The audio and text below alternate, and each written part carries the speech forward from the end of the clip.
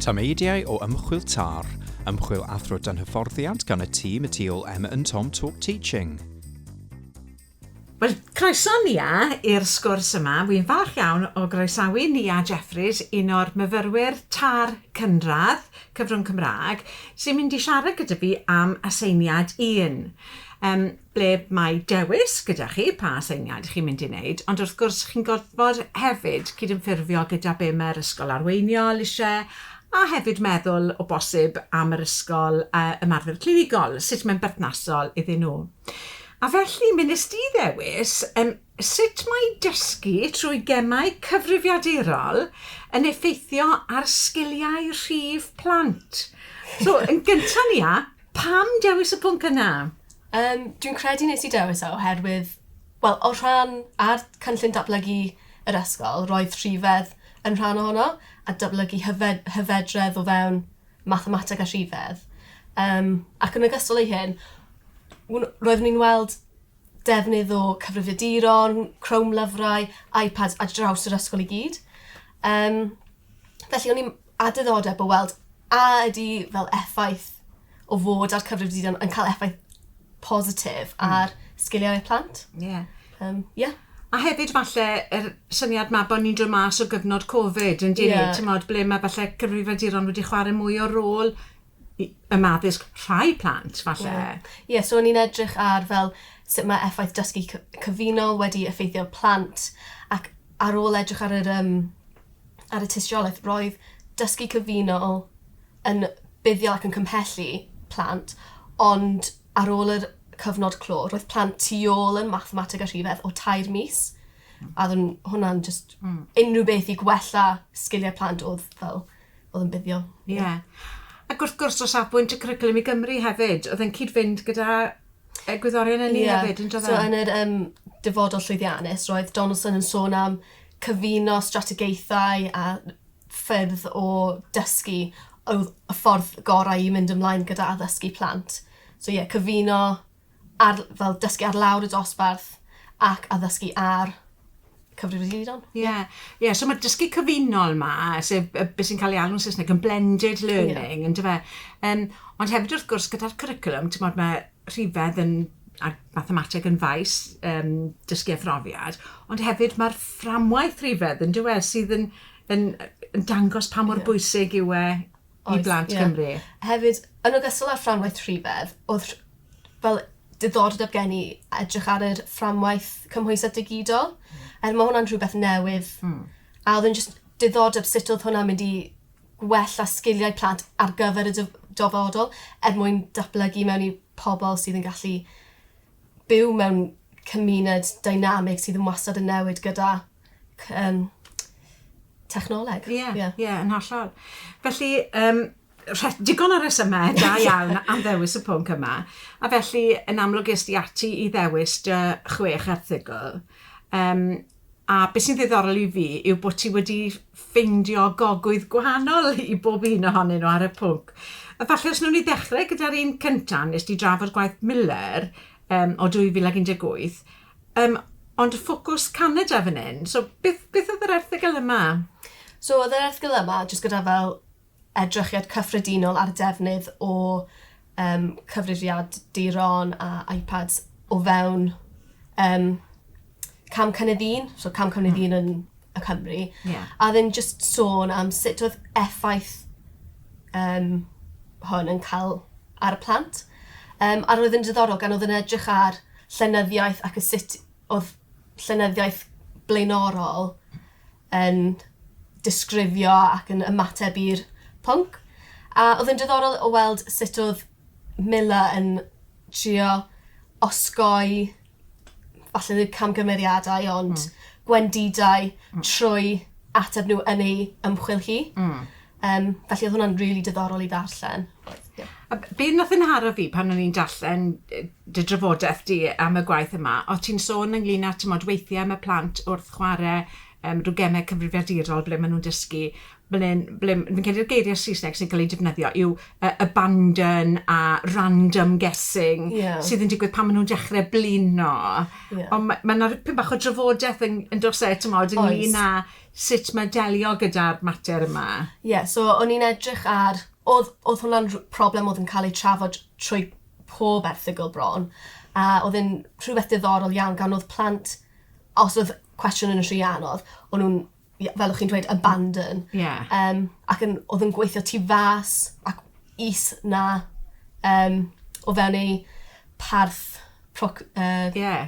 proximal dysgu. Yn union. So, oedd e ddim yn buddiol o rhan hwnna, ond oedd rhai athrawon yn sôn bod mae hwn yn ffordd o dysgu, a mae'n ffordd mae gwella a edrych ar gwendidau nhw a sut i mynd ymlaen hwnna. Na, ni'n meddwl bod hwnna'n yn ddifyr iawn. A wedyn oedd erthygl deng, wedyn yr Ar-Lein, 2020, wedi mynd i Shanghai. So, pam oedd hwnna mor wahanol? A beth oedd y gogwydd gwahanol yn fyna? Oedd hwn yn wir yn diddorol i fi. O'n i'n weld, oedd rhaid i mi cael rhywbeth o ran mathemateg a Shanghai, gan oedd nhw'n ail yn yr PISA yn mathemateg. So o'n i'n gweld oedd hwn yn really bwysig i gweld sut o'n nhw'n defnyddio dysgu cyfrifiadurol a cyfrifiadurol i buddio'r plant. A oedd yn wir yn diddorol gan oedd cymhelliant wedi gwella yn y pwnc, ond yn anffodus, oedd y plant a dros y hir ddim am parhau gyda'r defnydd o'r cyfrifiadurol, ac oedd aduron yn sôn bod efallai bod hwn oherwydd mae gan mathemateg o fewn eu cymuned a cymdeithas nhw statws uwch, ac felly trwy defnyddio gemau o'n nhw'n teimlo falle bod nhw ddim yn dysgu mewn ffurf traddodiadol. A maen nhw'n sôn am y gair Saesneg novelty, newyddeb, a sut mae weithiau mae peryg, mae rhywbeth falle dim ond yn effeithiol am gyfnod oherwydd bod e'n newydd, ond bydd ei effaith ddim yn para'n hir iawn. So oedd hwn yn cael ei sôn yn bron pob erthygl. Ac fi'n credu roedd rhaid i nhw newid a defnyddio strategaethau gwahanol mwyn cymhellu'r plant. Felly, yn yr erthygl yma, roedd yr athrawes wedi creu fel game guidebook. So, oedd rhaid i'r plant dweud fel defnyddio cyfrifiadau mwyn sut i datrys y problemau gan defnyddio'r gêm. A oedd hwn yn ffordd o cymhellu'r plant. Felly, dyma strategaeth gall cael ei defnyddio yn unrhyw gwlad mwyn cymhellu'r plant i defnyddio a i gwneud mathemateg. A mae'n gwneud y pwynt yn diwedd, dwi ddim yn ddigon jyst i roi'r gemau yma i blant. Mae rhaid i'r athrawon fod yn rhan o'r strategaethau sydd o gwmpas hynny, sydd yn dangos sut i ddefnyddio nhw. Eto mynd nôl at dyfodol llwyddiannus gan Donaldson, oedd yn sôn am fel cyfuniad o strategaethau, so mae hwn yn un enghraifft o hwn. Yn hollol. A wedyn am y drydedd, is di at Awthwic, wy'n meddwl yn 2017, sef nôl i Brydain y tro yma. Sut oedd yr erthygl yma yn wahanol? Oedd yr erthygl yma'n sôn am Saesneg ail iaith a plant o cefndiroedd llai ffodus yn economaidd. So oedd hwn yn diddorol, gan o'n i'n meddwl efallai roedd mwyafrif o plant oedd yn dosbarth fi, ac yn enwedig yn De Cymru, mae mwyafrif o plant yn dod o cartrefi lle does dim rhieni yn siarad Cymraeg.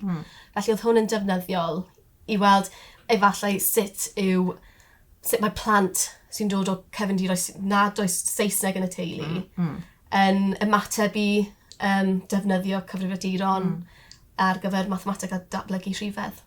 Ond i'n hoffi'r ffaith bod ti wedi mynd ar ôl y grŵp penodol yma o fel plant sydd a Saesneg ail iaith. Nid yn unig achos bod yn berthnasol o ran y Gymraeg, ond hefyd o ran, ambell waith i ni ddim yn gwybod beth yw gwir sgiliau plant sydd â Saesneg fel ail iaith, achos bod nhw ddim cael anhawster cyfathrebu. Ond falle bod chwarae gemau cyfrifiadurol yn rhoi cyfle iddyn nhw ddangos i sgiliau mathemategol heb bod yr iaith yn rhwystyr, yn dyfes? Yn union. Felly, o'n i'n meddwl falle, gan defnyddio cyfrifiadurol, mae plant yma yn gallu datblygu, ac hwn yn arwain at yr erthygl nesaf oedd yn sôn am plant ADY. A felly gallai hwn buddio plant aneiriol yn ogystal â fel pawb arall hefyd. Ie, yn hollol. A wedyn, Nia, ysdi draw at Higgins 2019 ar gyfer bedwerydd erthygl di. Beth oedd yr ffocws yr erthygl yma? So, oedd ffocws yr erthygl yma oedd edrych ar effaith cymhelliant a'r cyrhaeddiad, gan oedd pob erthygl o'n i wedi darllen blaenorol yn edrych ar sut oedd cyfrifiaduron a defnydd o chwarae Ar-Lein yn buddio plant o rhan cymhelliant yn y maes mathematig a rhifedd. O'n i moyn gweld a oedd cymhelliant yn cael effaith cadarnhaol ar cyrhaeddiad plant wrth fewn y maes. Ac wrth edrych ar hwnna, oedd yn dweud bod cadarnhaol. Hyfryd. A wedyn, Sela et al. Wedyn, 2021, erthygl gyfoes iawn, yn edrych ar plant gyda'r cyflwr Down syndrome, oedd yn safbwynt diddorol iawn, nid dim ond anghenion dysgu ychwanegol, ond un categori arbennig, ac sut oedd fel nhw'n cynnal gwybodaeth, cofio gwybodaeth dros gyfnod hir o amser. Beth oedd yr erthygl yma yn gyflwyno i ti? Pam bod ti wedi mynd ar ôl hon? So, o'n i'n wad yn bwysig i cynnwys plant o fewn yr seiniad, gan oedd yn just, mae angen cael golwg eitha fawr ar y pwnc. Felly, wrth edrych ar y erthygl yma, nes i weld bod plant yn enwedig rhai gyda Down syndrome yn cofio gwybodaeth, ond roedd angen cael ymyrraeth dros cyfnod hir o amser, ac o'n dweud bod hwn yn hefyd yn priodol ar gyfer plant sydd mewn ysgolion fel ydyn ni mewn, a dyna'r pwynt pwysig fi'n credu, yn dyfa, achos gyda anghenion dysgu ychwanegol, yr un anghenion sydd gan blant, dim ond bod yna rai ychwanegol gan blant penodol. Felly, yn berthnasol iawn. A wedyn yr erthygl ola, o 2018, fan hyn nawr yn cymharu dysgu athro ganolog, traddodiadol, gyda dulliau falle pyn bach mwy cyfoes megis y rhai wyt ti wedi bod yn edrych arnyn nhw. So, oedd na rhywbeth diddorol yn yr erthygl yma? Oedd yr erthygl yma mewn ffordd yn crynhoi beth oedd pob erthygl arall yn dweud, ac yn sôn bod defnyddio strategaethau a dulliau fwy foden, enghraifft defnyddio cyfrifiaduron a chwarae Ar-Lein fel ffordd o addysgu yn mwy buddiol i plant yn hytrach na dulliau traddodiadol. A wedyn ar ôl yr holl waith darllen yma, oedd gen ti argymhellion pendant i fynd nôl i dy ysgol. Beth oedd yr argymhellion? Beth oedd ti'n awgrymu wedyn wrth yr ysgol? Felly'r un mwy pwysicaf oedd datblygu proffesiynol o fewn y maes, gan wrth edrych ar y erthyglau yma, roedd yr athrawon oedd yn cymryd rhan, efallai ddim gyda'r hyder i parhau gyda'r defnydd o cyfrifiaduron a chwarae Ar-Lein heb y pobl yma'n cymryd nodiadau. Felly, fi'n credu oedd hwnna'r argymhelliad pwysicaf oedd gen i. Hefyd, oedd yna un diddorol yn Miller oedd defnyddio fel stylus yn lle bysedd gan bod yn dal yn datblygu sgiliau sylfaenol plant, yn enwedig yn cam cynnydd un lle o'n i'n edrych ar hyn. I ysgrifennu rhifau, i symud, falle nodweddion o un rhan o sgrin y llall, mwyn dal datblygu y sgiliau yna. Y sgiliau modur man yna, sy'n bwysig. Fi'n credu oedd hwnna'n wir yn diddorol. Ac yr un olaf oedd defnyddio clustffonau mwyn sicrhau bod y plant yn aros ar dasg, gan bod, fel chi'n dweud, y novelty effect, a trio edrych ar fel beth oedd y plant eraill yn gwneud, a fel synnau oedd yn gwneud nhw'n dyniadol. Roedd yn bwysig i cadw'r plant ar dasg ar fel iPad neu iPad ei hun. Mae'n ddiddorol iawn o'r 3 argymhelliad yna, y cyntaf, dysgu proffesiynol, hwnna'n rhywbeth falle, mae ysgol gyfan angen edrych yn fe, ond mae'r ail a'r trydydd yn bethau bach mor rwydd. Mae rhywun yn gallu dechrau gweithredu'n syth yn ei dysgu, ni'n defnyddio stylus, neu clustffonau, hwnna ddim yn rhywbeth anodd i'w sicrhau, ac eto, yr awgrym yw o'r llenyddiaeth bod y pethau yma yn cael effaith, yn dyfe? Yn union, fel mae'r plant yn gallu mynd i ôl y pethau yma ar ben ei hun heb cyfarwyddyd yr athrawon sydd hefyd yn rhywbeth yn ei hun. Ie. Felly, wyt ti wedi gwneud lot fawr o waith? Wy'n gwybod bod ti wedi gwneud yr argymhellion yma i'r ysgol. Beth am o safbwynt dy ddatblygiad di nawr bod ti wedi symud blaen i'r ail ysgol? Ydy rhain y bethau wyt ti'n gobeithio falle gallu defnyddio? Wy'n gwybod bod plant oed gwahanol gyda ti nawr. Ydy, maen nhw'n rhywbeth defnyddiol iawn. Fi'n credu o gweld cymhelliant y plant wrth defnyddio chwarae Ar-Lein ar lawr y dosbarth. Mae'n rhywbeth i cymhellu plant i parhau gyda parhau gyda mathemateg dydy mathemateg ddim yn pwnc sydd yn dyniadu pawb. Fel nhw'n dweud oedd yn sôn am mathphobia yn yr ysgolion. Felly mae hwn yn ffordd o dod dros hynny. Mae'n rhywbeth sy'n gallu cael ei defnyddio ar draws yr ysgol. Hyfryd.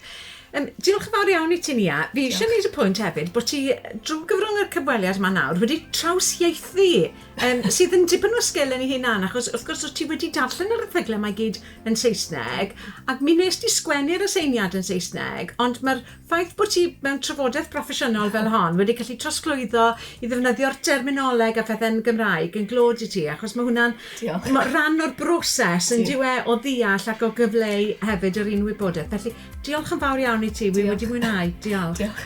A dyna ni, un arall yn y gyfres o Tameidiau o Ymchwil TAR. Diolch nôl ato ni tro nesaf.